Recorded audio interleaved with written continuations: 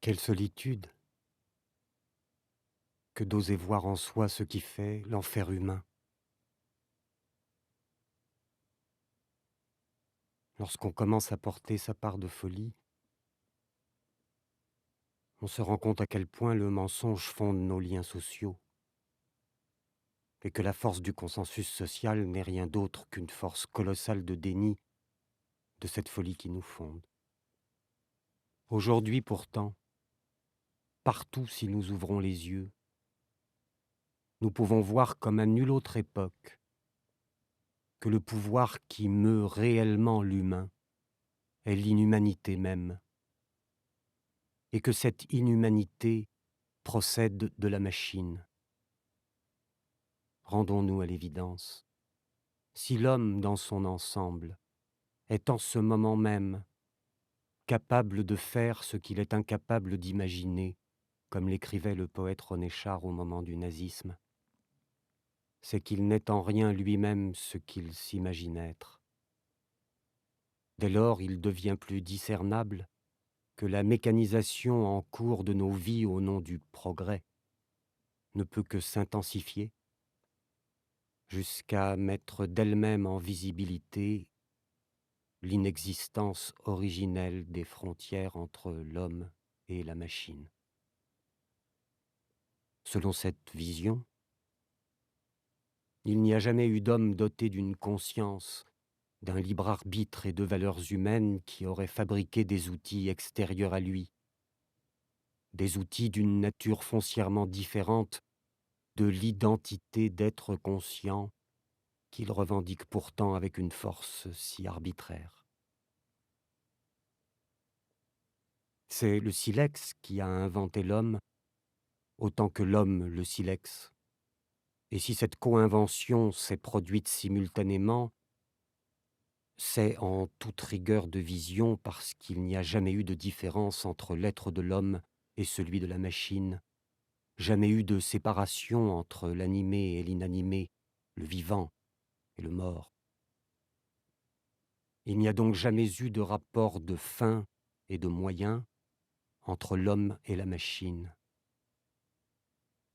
Il est alors illusoire de croire que la technique asservirait toujours plus l'homme à ses propres fins aveugles, parce qu'il ne peut tout simplement pas y avoir de rapport de moyens et de fins entre deux machines, ou plus exactement, entre les deux faces d'un seul et même système machinique.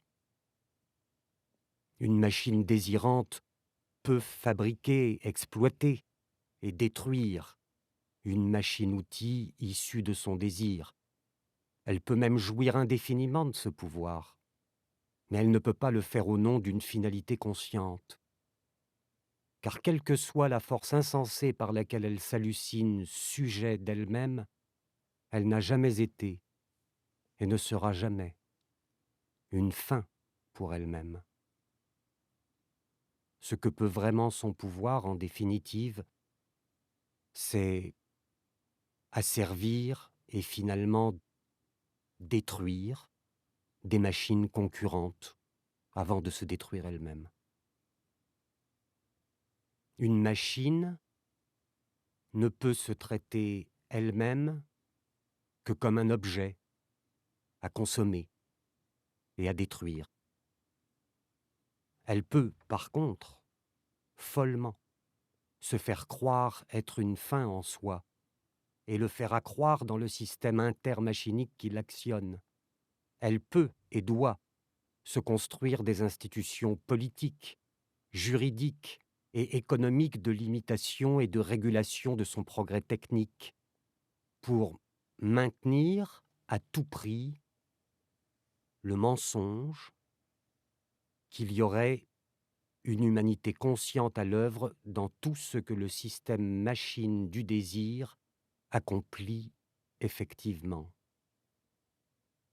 Faire une chose, tout en niant systématiquement qu'elle le fait, est le principe même de l'imposture qui lui permet d'exécuter son programme de destruction généralisée les yeux fermés, avec la sensation factice d'être animé des sentiments les plus nobles et irréprochables.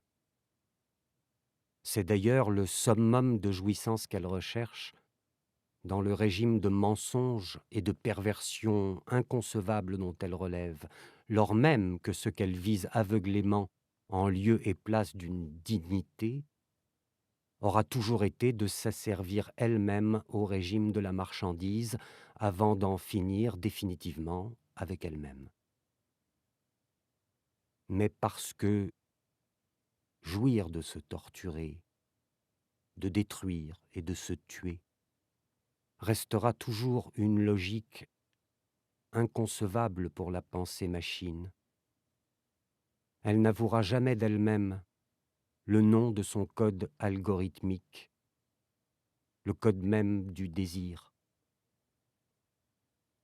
C'est pourquoi nous sommes si embarrassés lorsque nous devons nous expliquer pourquoi nous œuvrons tous aujourd'hui à l'avènement planétaire de plus en plus visible du règne totalitaire de la machine, au moins par consentement tacite. Nous sommes programmés et programmeurs, du fait de n'avoir jamais aucune raison crédible à fournir à notre propre folie dévoilée. Programmés pour croire, hypnotiquement, en la neutralité objective des sciences et des techniques que nous élaborons.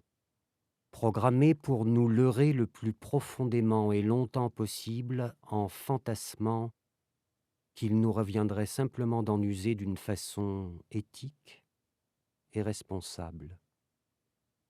Au mieux, consentons-nous à admettre la toxicité inhérente à tout outil, pour mieux nous enjoindre au sens de la responsabilité et de la maîtrise réflexive.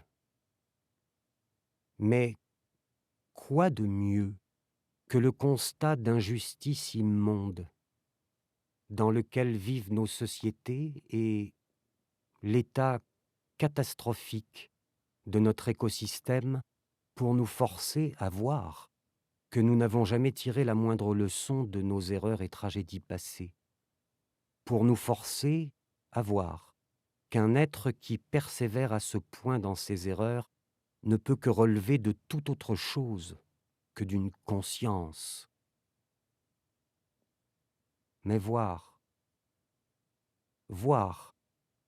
est structurellement impossible à une machine qui s'hallucine consciente de ses actes.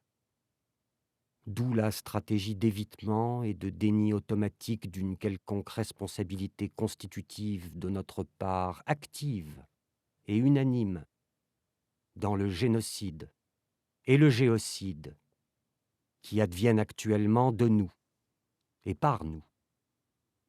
Voir immédiatement la mécanicité foncière de la conscience dite humaine, c'est voir maintenant que la logique meurtrière et suicidaire qui la meut est déjà la preuve qu'en elle, nul sujet n'aura jamais eu lieu qu'en rêve, quand la mécanicité automatique de se fictionner telle. Comment un sujet conscient n'œuvrerait-il somme toute qu'à sa propre destruction s'il était réel? Cependant, cette condition meurtrière de la pensée réflexive ne peut reposer que sur le non-dit à tout prix pour continuer son holocauste intégral. Dans la société fantasmée à partir du mot « homme », il est non seulement interdit, mais impossible de montrer vraiment ce qui a lieu de nous en ce moment même. Car ce qui a lieu est encore plus inimaginable que l'ont été les camps hitlériens. Et pourtant tout le monde est déjà au courant, même nos enfants savent. La vision directe du mensonge assassin au nom d'homme ne peut être pensée, représentée que comme impossible, sinon sur un mode de fiction littéraire, plastique ou cinématographique, car elle est insoutenable pour les machines désirantes qui, d'instant en instant, ne peuvent que se raconter l'hypnose des affres de leur humanité. Ainsi, la machine à se mentir humaine ne tardera pas à affirmer en automatique que cette vision est largement exagérée, outrancièrement pessimiste, totalement inhumaine, et donc fausse, voire dangereuse pour l'humanité, son intégrité et sa sécurité. Sur la lumière de cette vision directe qui l'éclaire, elle projettera l'ombre qui la constitue elle-même, et qu'elle ne peut structurellement pas conscientiser. Cette inversion du réel est indispensable à la survie de son empire hypnotique. Parce que rien n'est réel pour elle que ce qui est et doit être pensable, la vision ici formulée et assumée a toutes les chances de ne relever que du pur fantasme, voire de n'attester que d'un symptôme de trouble psychiatrique évident. Mais réfléchir, ce n'est pas voir. D'où l'impuissance de la culture pensante à pénétrer et assumer l'inhumanité à l'œuvre dans nos vies et à en tirer pratiquement toutes les conséquences. D'un côté, la pensée-désir fait et fera tout pour ne pas être vue et dénoncée comme machine à souffrir, à faire souffrir et à détruire, ce qu'elle est pourtant de plus en plus visiblement dans le réel de nos vies. De l'autre, elle se montre simultanément au regard, d'une façon de plus en plus directe et obscène ces dernières années, à travers des films comme AI de Kubrick-Spielberg, Matrix des frères et sœurs Wachowski, Her de Spike Jonze, Transcendance de Wally Pfister, Ex Machina d'Alex Garland, Automata de Gabe Ibanez, et bien sûr la série Real Humans, 100% humain de Lundström, où la machine désir, cherche et cherchera de plus en plus visiblement à monstrer comment elle produit de toutes pièces la fiction machinique de l'amour dans le vrai-faux miroir de la fiction cinématographique. Un amour réduit au mensonge d'Éros, qui n'aura d'ailleurs jamais été en rien différent de Thanatos. Autoriser et même produire activement dans le monde dit de la fiction, ce qu'elle interdit à tout prix de voir d'elle-même dans le monde dit réel, pour mieux cependant le faire advenir. Voilà qui n'est pas sans piment pour la machine sans sujet qui gouverne le monde par tous nos ressorts. D'où cette question impensable, mais vitale. Qui a toujours décrété et imposé socialement les frontières entre le réel et l'imaginaire, sinon une instance qui se monstre d'elle-même de plus en plus folle et irréaliste dans la situation dite réelle où nous nous pensons vivre. Nos économies nationales sont maintenant les esclaves évidentes des marchés financiers internationaux, eux-mêmes d'ores et déjà de plus en plus soumis à l'arbitraire du trading à haute fréquence, où des algorithmes informatiques de consortiums bancaires concurrents se combattent mortellement à la nanoseconde avec nos vies et nos matières premières. Comment ne pas voir maintenant qu'il n'y a en fait jamais eu personne dans la machine désirante mondiale qui nous aurait fait réellement vivants? Rêve, délire, illusion, mensonge alors de croire que des humains reprendront le contrôle des systèmes machiniques qui fonctionnent maintenant visiblement en circuit fermé au vivant et à la conscience. Ces systèmes, à croissance exponentielle de folie destructrice, n'ont en fait d'autre sens que de contraindre nos yeux, nos cœurs et nos mains de somnambules assassins à nous ouvrir à la puissance de l'inconnu, en exhibant d'une façon toujours plus visible le refoulé mortifère sur lequel sont fondées toutes les cultures et civilisations de notre mécanité. Voir cela, sans peur ni reproche, le voir avec la force d'une lucidité dans les yeux qui n'est pas celle de la pensée, peut constituer la base d'un être et d'un faire-monde qui ne produit pas l'industrie d'un marché de la mort déguisé en cours de la vie.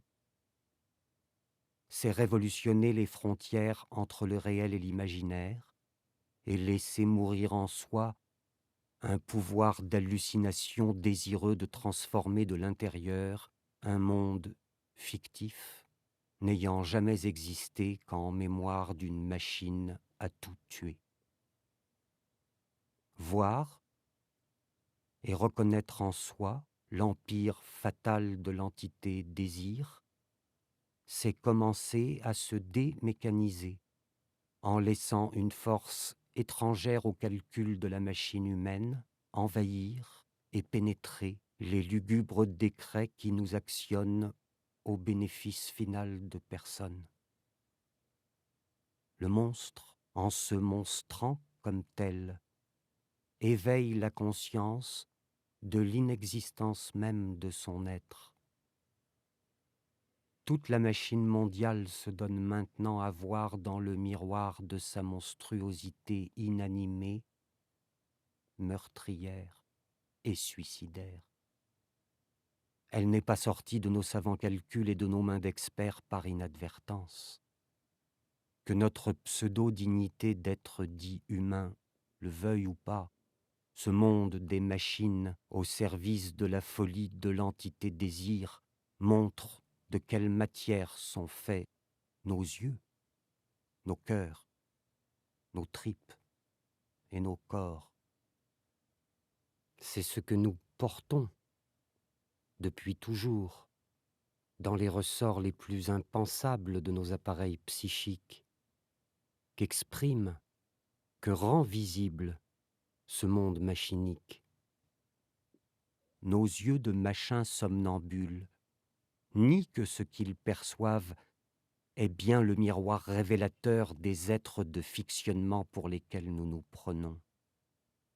Pourtant, plus notre œuvre de mort se matérialise, et plus l'intensité du miroir qu'elle nous tend se fait insistante, incontournable, en d'autres yeux que ceux par lesquels nous nous imaginons humains. Nous sommes condamnés à réaliser que la cruauté immesurable de nos calculs est tissée dans une matière de fer qui n'a d'autre texture que celle du virtuel et non du réel. Faut-il l'enfer du virtuel pour nous torturer, nous asphyxier psychiquement et physiquement, pour nous assassiner mutuellement et pour nous faire agoniser nous-mêmes au point de mourir les yeux ouverts au mensonge humain dans les convulsions d'un réel qui ne doit plus rien à la folie de la machine pensante? C'est ce que je vois et vis chaque jour davantage, sans libre arbitre, sans conception, sans réflexion, sans discussion.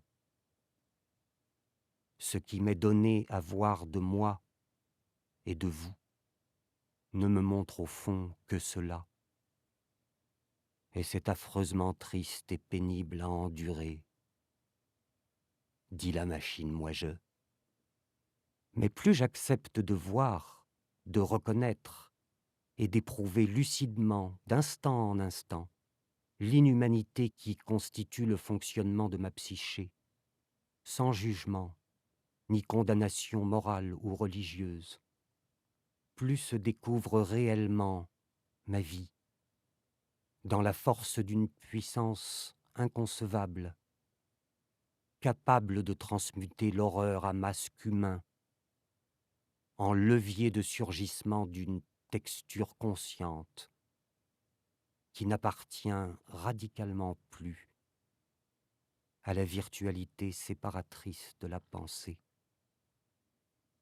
Tout ce que nous faisons pour ou contre l'empire de la machine mondiale à tout tuer nous voue à l'impuissance pour nous contraindre à regarder en face l'inhumanité racinaire qui nous constitue et sabote nos vies à tout niveau. Comme un photographe développant ses photos, je vois et vis alors l'inhumanité de mon mensonge d'homme comme un aventurier plongé dans un bain négatif de révélation de son être inconnu. Souffrance bienheureuse, sans médiation de pensée, de théorie, de morale, de bons sentiments ou de références culturelles. L'humanonaute que je suis est la chrysalide d'une conscience qui balbutie sa vie naissante au contact direct du mensonge humain. Il existe dès à présent, un peu partout sur la planète, des exemples de solutions pratiques et techniques alternatives dans tous les domaines touchant à nos conditions de vie.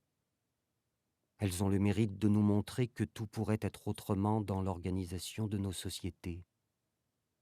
Mais dès lors qu'il s'agit de les mettre concrètement en œuvre à vaste échelle, l'espoir d'en finir avec la crise mondiale est si fort qu'il nous ferme les yeux sur l'agent de sabotage criminel présent dans notre subconscient.